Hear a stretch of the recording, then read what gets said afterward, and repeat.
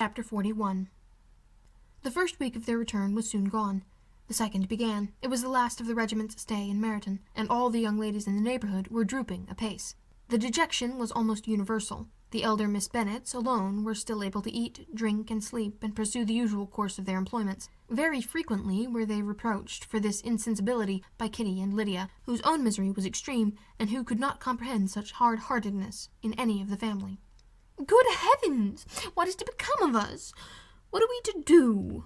they often exclaimed in a bitterness of woe. "How can you be smiling so, Lizzie?" Their affectionate mother shared all their grief. She remembered what she had herself endured on a similar occasion 25 years ago. "I am sure," said she, "I cried for 2 days together when Colonel Miller's regiment went away. I thought I should have broke my heart." "Well, I am sure I shall break mine," said Lydia. "If one could but go to Brighton," observed Mrs. Bennet. "Oh, yes, if one could but go to Brighton, but papa is so disagreeable. A little sea-bathing would set me up forever. And my Aunt Phillips is sure it would do me a great deal of good," added Kitty. Such were the kind of lamentations resounding perpetually through the Longbourn house. Elizabeth tried to be diverted by them, but all sense of pleasure was lost in shame. She felt anew the justice of Mr. Darcy's objections, and never before had she been so much disposed to pardon his interference in the views of his friend. But the gloom of Lydia's prospect was shortly cleared away, for she received an invitation from Mrs. Forster, the wife of the colonel of the regiment, to accompany her to Brighton. This invaluable friend was a very young woman, and very lately married. A resemblance in good humour and good spirits had recommended her and Lydia to each other, and out of their 3 months' acquaintance they had been intimate, too. The rapture of Lydia on this occasion, her adoration of Mrs. Forster, the delight of Mrs. Bennet, and the mortification of Kitty were scarcely to be described. Wholly inattentive to her sister's feelings, Lydia flew about the house in restless ecstasy, calling for everyone's congratulations, and laughing and talking with more violence than ever, whilst the luckless Kitty continued in the parlour repining of her fate in terms as unreasonable as her accent was peevish. "I cannot see why Mrs. Forster should not ask me as well as Lydia," said she. "Though I am not her particular friend, I have just as much right to be asked as she has, and more too, for I am 2 years older." In vain did Elizabeth attempt to make her reasonable, and Jane to make her resigned. As for Elizabeth herself, this invitation was so far from exciting in her the same feelings as in her mother and Lydia, that she considered it as the death warrant of all possibility of common sense for the latter, and, detestable as such a step must make her were it known, she could not help secretly advising her father not to let her go. She represented to him all the improprieties of Lydia's general behaviour, the little advantage she could derive from the friendship of such a woman as Mrs. Forster, and the probability of her being yet more imprudent with such a companion, at Brighton, where the temptations must be greater than at home. He heard her attentively, and then said, "Lydia will never be easy till she has exposed herself in some public place or other, and we can never expect her to do it with so little expense or inconvenience to her family as under the present circumstances." "If you were aware," said Elizabeth, "of the very great disadvantage to us all which must arise from the public notice of Lydia's unguarded and imprudent manner, nay, which has already arisen from it, I am sure you would judge differently in the affair." "Already arisen?"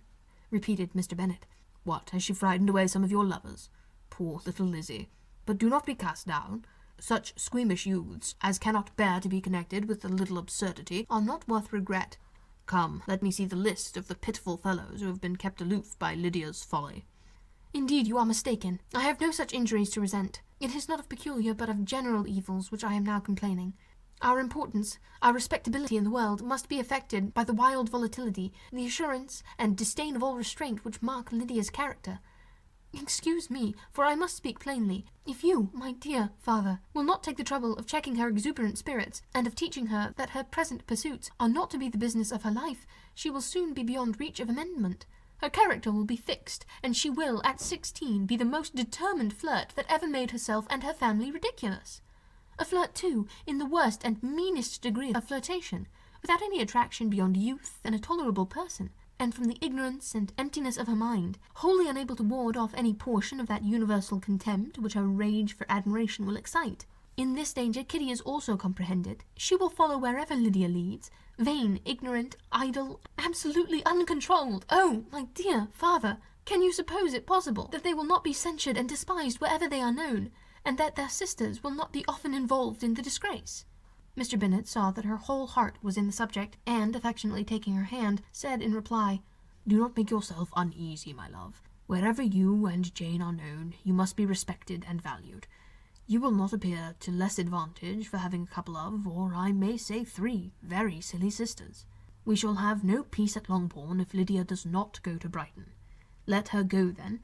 Colonel Forster is a sensible man, and will keep her out of any real mischief, and she is luckily too poor to be an object of prey to anybody. At Brighton she will be of less importance even as a common flirt than she has been here. The officers will find women better worth their notice. Let us hope, therefore, that her being there may teach her her own insignificance. At any rate, she cannot grow many degrees worse without authorizing us to lock her up for the rest of her life." With this answer Elizabeth was forced to be content, but her own opinion continued the same, and she left him disappointed and sorry. It was not in her nature, however, to increase her vexations by dwelling on them. She was confident of having performed her duty, and to fret over unavoidable evils, or augment them by anxiety, was no part of her disposition. Had Lydia and her mother known the substance of her conference with her father, their indignation would hardly have found expression in their united volubility. In Lydia's imagination, a visit to Brighton comprised every possibility of earthly happiness. She saw, with the creative eye of fancy, the streets of that gay bathing-place covered with officers. She saw herself the object of attention to tens and to scores of them at present unknown. She saw all the glories of the camp, its tents stretched forth in beauteous uniformity of lines, crowded with the young and the gay, and dazzling with scarlet. And to complete the view, she saw herself seated beneath a tent, tenderly flirting with at least 6 officers at once. Had she known that her sister sought to tear her from such prospects and such realities as these, what would have been her sensations?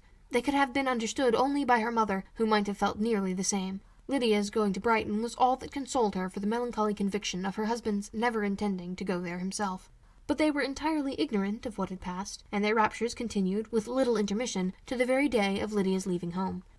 Elizabeth was now to see Mr. Wickham for the last time. Having been frequently in company with him since her return, agitation was pretty well over. The agitations of former partiality entirely so. She had even learnt to detect, in the very gentleness which had first delighted her, an affectation and a sameness to disgust and weary. In his present behaviour to herself, moreover, she had a fresh source of displeasure, for the inclination he soon testified of renewing those attentions which had marked the earlier part of their acquaintance could only serve, after what had since passed, to provoke her. She lost all concern for him in finding herself thus selected as the object of such idle and frivolous gallantry, and while she steadily repressed it, could not but feel the reproof contained in his believing that, however long and for whatever cause his attentions had been withdrawn, her vanity would be gratified and her preference secured at any time by their renewal. On the very last day of the regiment's remaining in Meryton, he dined with others of the officers at Longbourn, and so little was Elizabeth disposed to part from him in good humour, that on his making some inquiry as to the manner in which her time had passed at Hunsford, she mentioned Colonel Fitzwilliam's and Mr. Darcy's having both spent 3 weeks at Rosings, and asked him if he were acquainted with the former. He looked surprised, displeased, alarmed, but with a moment's recollection and a returning smile, replied that he had formerly seen him often, and after observing that he was a very gentlemanlike man, asked her how she had liked him. Her answer was warmly in his favour. With an air of indifference, he soon afterwards added, "How long did you say he was at Rosings?" "Nearly 3 weeks." "And you saw him frequently?" "Yes, almost every day." "His manners are very different from his cousin's." "Yes, very different, but I think Mr. Darcy improves on acquaintance." "Indeed!"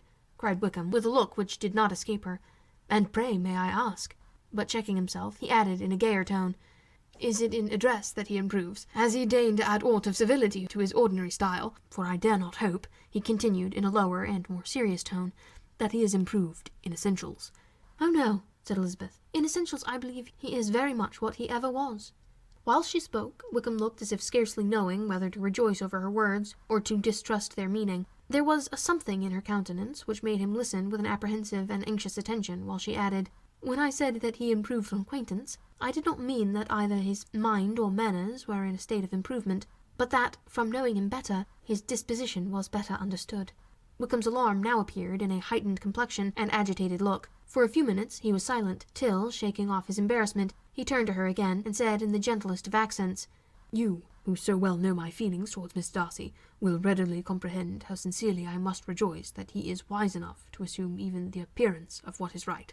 His pride in that direction may be of service, if not to himself, to many others, for it must deter him from such foul misconduct as I have suffered by. I only fear that the sort of cautiousness to which you, I imagine, have been alluding, is merely adopted on his visits to his aunt, of whose good opinion and judgment he stands much in awe. His fear of her has always operated, I know, when they were together, and a good deal is to be imputed to his wish of forwarding the match with Miss de Bourgh, which I am certain he has very much at heart." Elizabeth could not repress a smile at this, but she answered only by a slight inclination of the head. She saw that he wanted to engage her on the old subject of his grievances, and she was in no humour to indulge him. The rest of the evening passed with the appearance, on his side, of usual cheerfulness, but with no farther attempt to distinguish Elizabeth, and they parted, at last, with mutual civility, and possibly a mutual desire of never meeting again. When the party broke up, Lydia returned with Mrs. Forrester to Meryton, from whence they were to set out early the next morning. The separation between her and her family was rather noisy than pathetic. Kitty was the only one who shed tears, but she did weep from vexation and envy. Mrs. Bennet was diffuse in her good wishes for the felicity of her daughter, and impressive in her injunctions that she would not miss the opportunity of enjoying herself as much as possible, advice which there was every reason to believe would be attended to. And in the clamorous happiness of Lydia herself in bidding farewell, the more gentle adieus of her sisters were uttered without being heard.